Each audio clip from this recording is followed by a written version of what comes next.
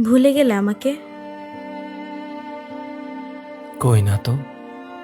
তোমাকে দেখে খুব চুপচাপ মনে হচ্ছে। তুমি তো এটাই চেয়েছিলে। আমি কি তোমাকে একবার বলেছিলাম এই কথা? বুঝে নিলাম। একটু বেশি বুঝলে না তো? একদমই না। আমি এবার কি করব বলো? কিছু করতে হবে না তোমার। ধন্যবাদ তোমাকে ধন্যবাদ কেন? এইভাবে শিক্ষা দেওয়ার জন্য। কিসের শিক্ষা? মানুষ কিভাবে চিনতে হয়, একা কিভাবে চলতে হয়, কাউকে অতিরিক্ত বিশ্বাস না করা, ধোঁকা কিভাবে খেতে হয়। আর তার না বলাই থাক। অবহেলা কি খুব বেশি করে ফেলছে? একদমই না।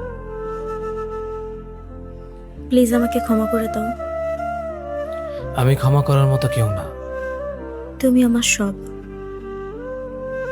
এ কথা বলো না, হাসি পায়। ফিরে চলো প্লিজ। নতুন করে স্বপ্ন ভাঙার ইচ্ছে নেই। থাকতে পারবে আমাকে ছাড়া? ভালোই তো আছি। এমন ভুল আর হবে না। আর সুযোগ দিতে চাই না। এভাবে বলতে পারলা? বাধ্য হয়ে বললাম। তুমি আমায় বুঝলে না। আর চেষ্টাও করি না। আগে তো সবই বুঝতে। বোকা ছিলাম তো। তুমি না আমায় ভালোবাসো? ভাবতো ঘৃণা লাগে।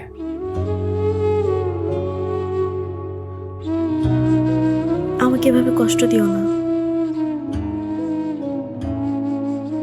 বেঈমানদের ক্ষমা হয় না। সামান্য ভুল বুঝাবুঝি ঝড়ে যে প্রেমের শিকল ছিঁড়ে যায়, সে প্রেম আমার চাই না। আমি চাই প্রচন্ড ঝড়ের মাঝেও হৃদয়ের ভেতর নরম কাদামাটি আঁকড়ে ধরে বেঁচে থাকুক ভালোবাসা নামক অদৃশ্য গাছটি। যে প্রেম ভালো থাকো বলে সম্পর্কের ইতি টানতে পারে, সে প্রেম আমার একদমই চাই না। ভালো থাকো বলে সম্পর্কের ইতি না টেনে বরং দিন শেষে ভালোবাসি বলে সম্পর্কের আরেকটা ধাপ এগিয়ে নিয়ে যাওয়া প্রেমটা আমি খুব চাই। যে প্রেম কারণে অকারণে একসাথে থাকার প্রতিশ্রুতি ভুলে যাবে, সে প্রেমের প্রত্যাশা আমি একবারের জন্যও করি না। আমার প্রত্যাশা সেই প্রেমের, যে প্রেম জীবনের শেষের দিনেও সম্পর্কের প্রতিশ্রুতি সম্মানের সাথে রক্ষা করে চলবে।